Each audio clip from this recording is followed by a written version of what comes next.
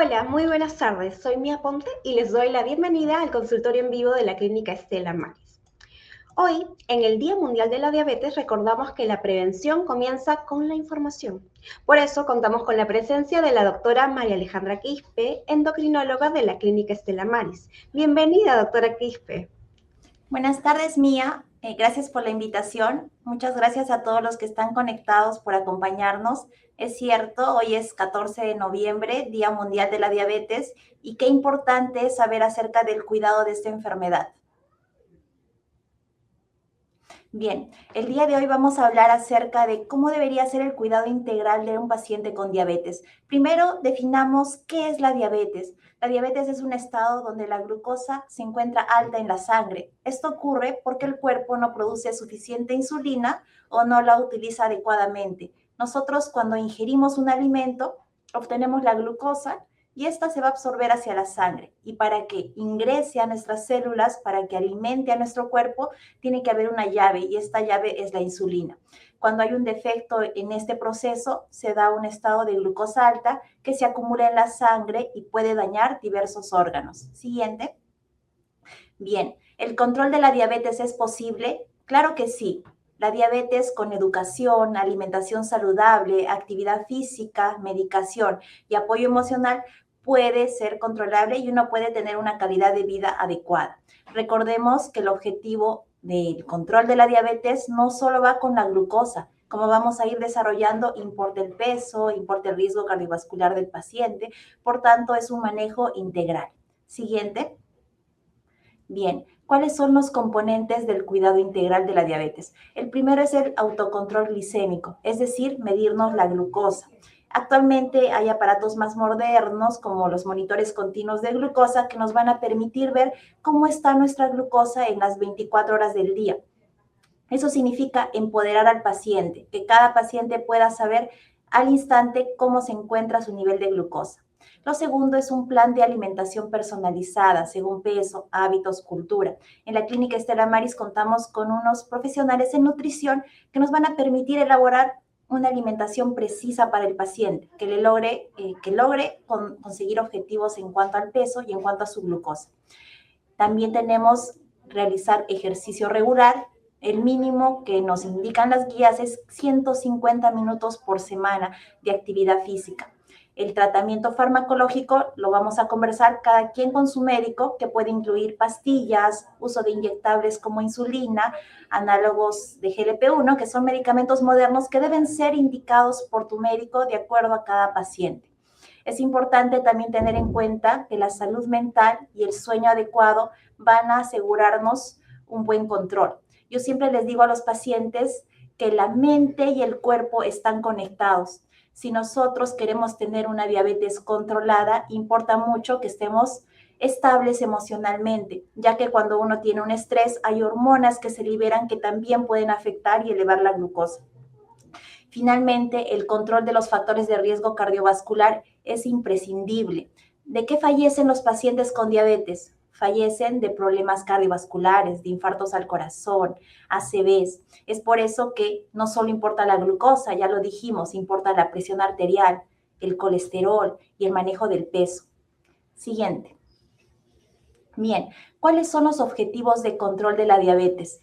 Primero, antes de describir cada uno de ellos, tienen que saber que las metas en la diabetes se tienen que individualizar.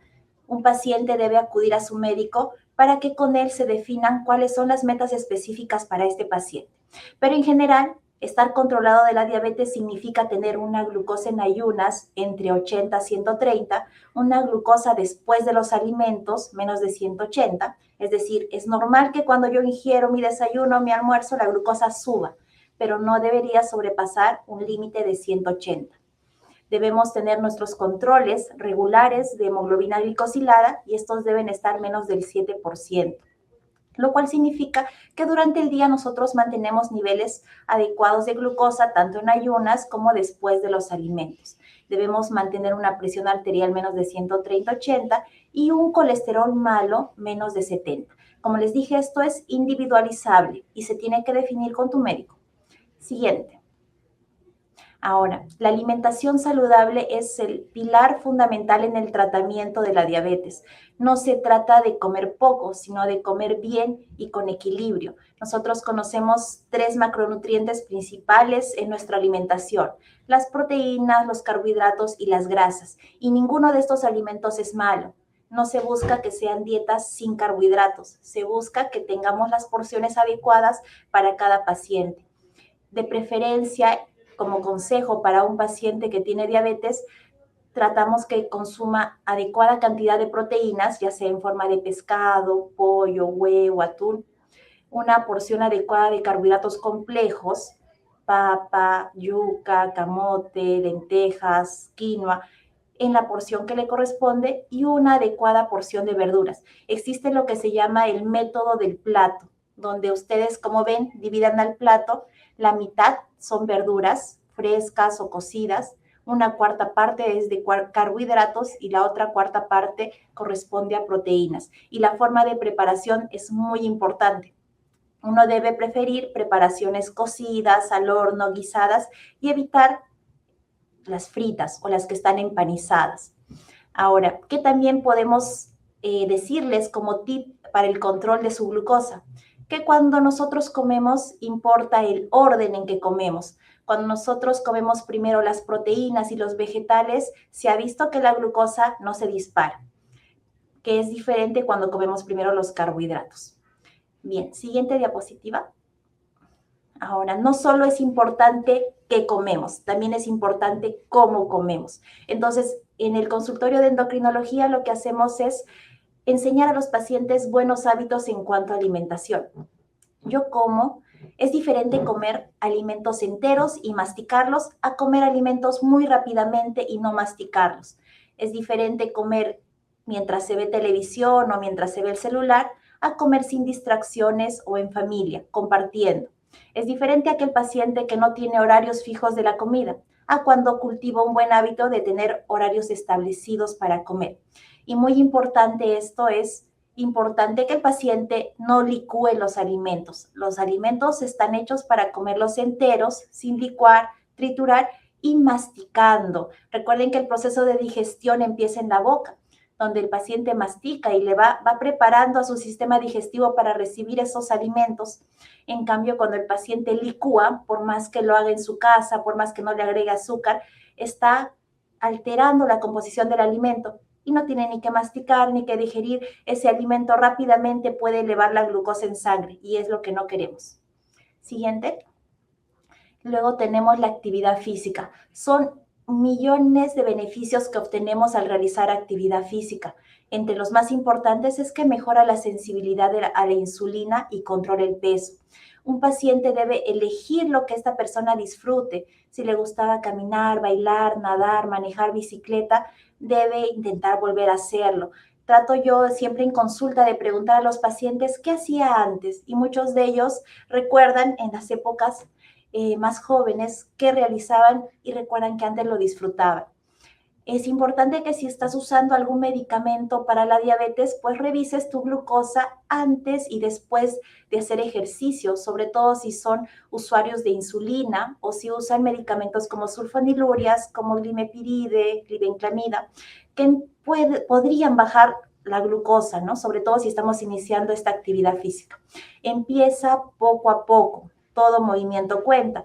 Recordemos que nuestro estado físico en este momento es diferente al que tuvimos hace 5 años o hace 10 años. Entonces, este proceso va a tener que ser lento y también supervisado por el médico. En la consulta nosotros siempre motivamos al paciente a hacer actividad física y ya el paciente tiene que ser responsable durante esta actividad física midiendo su glucosa y acudiendo a sus consultas para que podamos ir regulando su tratamiento. Siguiente.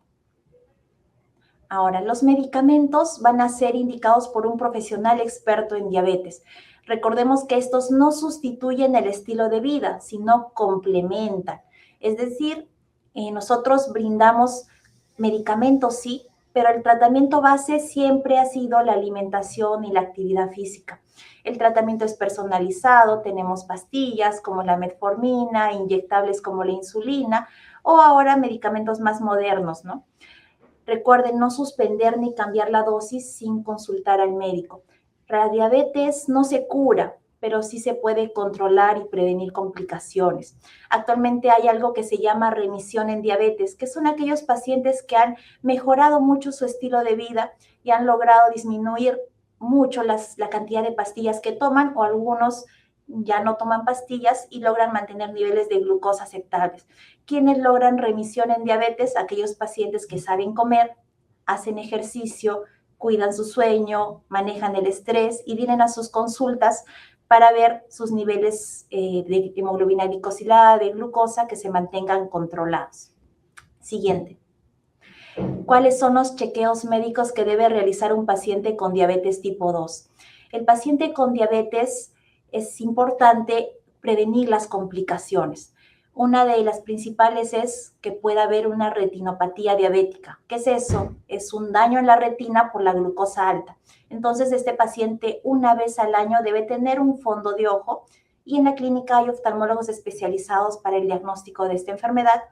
También puede tener complicaciones a nivel del riñón.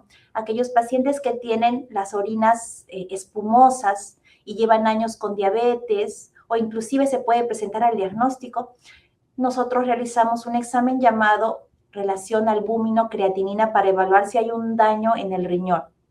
El paciente con diabetes es un paciente de alto riesgo cardiovascular. Por lo tanto, visitar al cardiólogo para evaluar la parte cardiovascular va a ser importante. Hay que evaluar los pies una vez al año, ver la parte de si hay heridas, si hay neuropatía, es decir, una alteración en la sensibilidad en las piernas. Hay que evaluar si hay un problema de circulación en las piernas que pueda condicionar al pie diabético. Ahora, 2 veces al año debo evaluar mis niveles de colesterol y revisar mi glucosa cada cierto tiempo. En los pacientes que usan más fármacos, pues tienen que medirse la glucosa más a menudo. En aquellos que usan menos fármacos no es tan necesario, pero eso ya se define durante la consulta. Nuevamente, ¿la diabetes se cura? No, pero se controla y uno puede vivir muy bien. Siguiente diapositiva. Como mensaje final, queridos pacientes, les puedo decir que controlar la diabetes no significa renunciar a la vida, sino aprender a vivirla con equilibrio y conciencia. Esta es una oportunidad para mejorar hábitos míos y los de mi familia. Eso es todo. Muchas gracias, doctora Quispe, por su interesante exposición. Y a continuación leeremos los comentarios que hemos recibido durante la transmisión. Y si aún no lo han hecho, los invitamos a todos a participar con sus preguntas y comentarios. Tenemos la primera consulta. A ver. Sí, ya, ahora es Kimberly Fernández. Gracias, Kimberly, por estar conectada. Ella dice, doctora, buenas tardes. ¿A partir de qué edad es importante realizarse el chequeo para detectar si tenemos diabetes? Muchas gracias, Kimberly. Excelente pregunta. Bueno, según la Asociación Americana de Diabetes, una persona mayor a 35 años debe tener un tamizaje de diabetes, simplemente por el hecho de tener más de 35 años. Ahora, si hay factores de riesgo, por ejemplo, si yo tengo sobrepeso, a cualquier edad debe descartarse diabetes. Otros factores de riesgo que yo puedo identificar para ver si necesito un tamizaje de diabetes es si tengo familia con diabetes, si soy de la región sudamericana, todos, si tenemos signos de resistencia a la insulina, como acantosis, que son las manchitas negras en el cuello, acrocordones, que son como lunarcitos de carne que aparecen en el cuello, si tenemos antecedente de síndrome de ovario poliquístico también en personas con HIV, que quiere decir VIH, en pacientes que han tenido un ACV o que tienen hipertensión, en pacientes que les han detectado alteraciones en colesterol o triglicéridos, también son pacientes que debe descartarse diabetes. Bien, vamos con la siguiente pregunta de Alejandra Ruiz. Ella dice, ¿cada cuánto es necesario realizarse un examen de glucosa si no tengo antecedentes de diabetes? Bueno, como le dije, si es mayor a 35 años, a partir de los 35 años yo tengo que hacerme mi control para descartar diabetes. Antes de ello, si tengo factores de riesgo, sí. Ahora, tal vez también mencionar que en las mujeres jóvenes que han tenido una gestación y durante su gestación ha habido diabetes gestacional, estas pacientes por toda su vida, cada 3 años, deben hacerse un control de despistaje de diabetes con un test de tolerancia a la glucosa.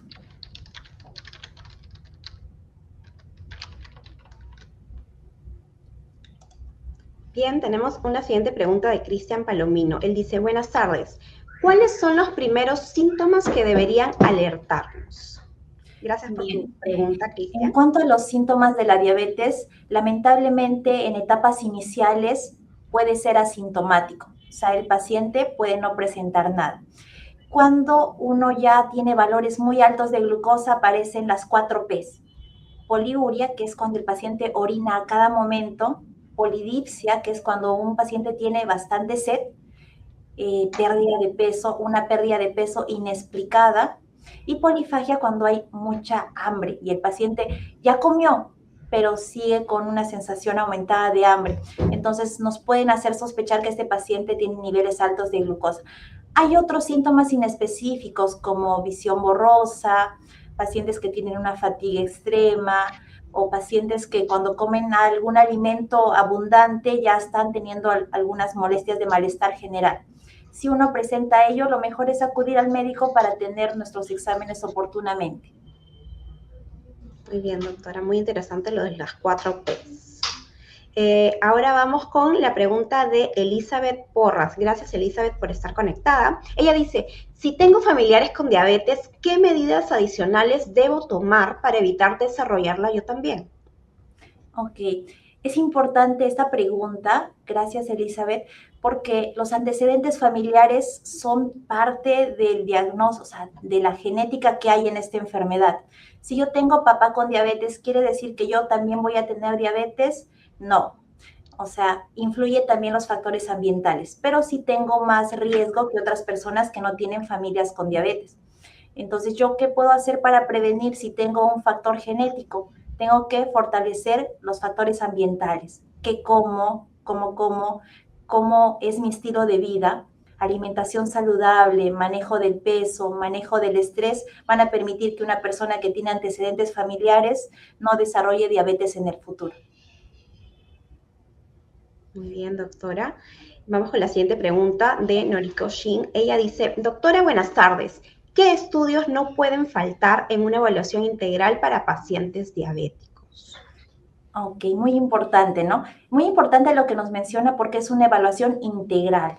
Durante la exposición hemos recalcado que no solo importa la glucosa, sino importa también cómo está el colesterol, cómo está el riesgo cardiovascular de este paciente. Entonces, sí o sí, el paciente debe tener un examen de glucosa y hemoglobina glicosilada que nos va a resumir, nos va a promediar cómo estuvo la glucosa los 3 últimos meses. Importante saber que su colesterol malo esté en un rango objetivo, importante que su presión esté controlada y que se hagan los estudios acerca de si ya hay alguna complicación que requiera manejo.